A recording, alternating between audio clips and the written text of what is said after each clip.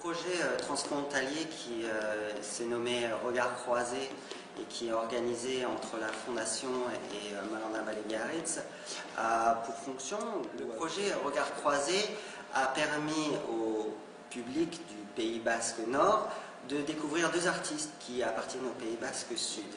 Ou, si vous voulez, ça a permis au public français de découvrir des créateurs qui sont du côté espagnol.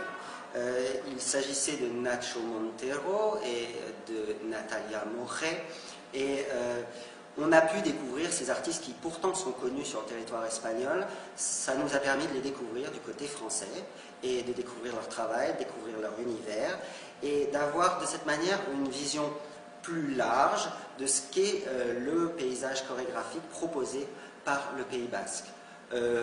Moi, je viens du côté sud pour proposer mon travail, pour proposer une vision qui se présente comme un contrepoint. Bien sûr, est liée à ça une présentation du travail de Michel Terré. Donc il s'agit de unir des efforts, unir des savoir-faire et de manière à mettre en avant le travail de différents créateurs qui sont dans la région. Aujourd'hui, on va vous présenter une pièce qui s'appelle Un coup de dé jamais n'abolira le hasard. C'est une pièce qui est inspirée d'un texte de Stéphane Mallarmé, qui a le même titre. Ce projet est porté par le laboratoire de recherche chorégraphique Sans Frontières. Il y a derrière ce projet l'idée de chercher, il y a l'idée de réunir différents artistes pluridisciplinaires autour d'un même projet, autour d'un même objectif, de manière à avoir leur lecture respective de ce sujet initial. Ce sujet initial, c'est le texte de Mallarmé, Un coup de dé jamais n'abolira le hasard. Donc il y a tout un questionnement à la fois sur la composition, mais qu'elle soit chorégraphique, musicale ou littéraire, et en même temps, il y a une question liée à ce qu'est le hasard et ce qu'il signifie sur le plan de la composition. Ont collaboré autour de ce projet, bien sûr, Émeric Renaud, Gaspard Klaus pour la musique, Émeric Renaud donc pour la projection multimédia et Jean-Claude Asquier pour la lumière. Ces quatre artistes agissent de façon indépendante, même si à travers leur action indépendante, ils cherchent à créer une sorte de tronc commun qui permet la lecture de ce texte à différents niveaux.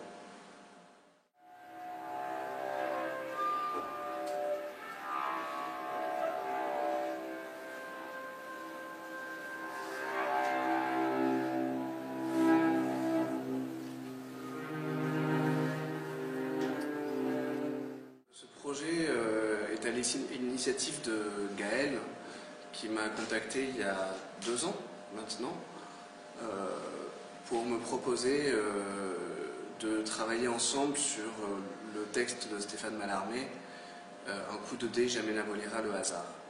Je ne connaissais pas ce texte à l'époque, et avant de rencontrer en dur, en physique, Gaël, j'ai acheté le livre et je me suis promené avec ce livre, je l'ai régulièrement ouvert et lu, et j'ai eu du mal à rentrer dedans. C'est un texte assez hermétique et mystérieux et qui demande une approche active, une lecture active. Et donc j'ai essayé de me familiariser avec le texte et c'était toujours un peu difficile, jusqu'à ce que, il y a 2 ans, on fasse notre première résidence de travail autour du texte avec Gaël, uniquement au départ. Lui avait déjà travaillé avec Émeric pour la vidéo en amont, et on a pris des photocopies du texte de Mallarmé, on en a étalé un peu partout par terre, il y en avait plusieurs exemplaires, et on a commencé à réellement se promener dans ce poème en allant d'une page à l'autre, en attrapant la page numéro 9, en la mettant à la page numéro 2, en annotant, en faisant des flèches, et on a commencé à faire danser le texte avant de nous-mêmes danser ou jouer de la musique sur le texte. Et vraiment l'écriture est partie de ça, de cette exploration d'un univers de mots et de mots posés pas n'importe comment sur une page, même si le hasard a une part importante. Et petit à petit, et on est encore au début de ça, se dessine, émerge la figure de l'auteur du poème, Stéphane Mallarmé. Pour moi, en tout cas, je sens très fort cette présence de ce monsieur qui est mort âgé au début du siècle dernier, donc, et qui est encore très très vivant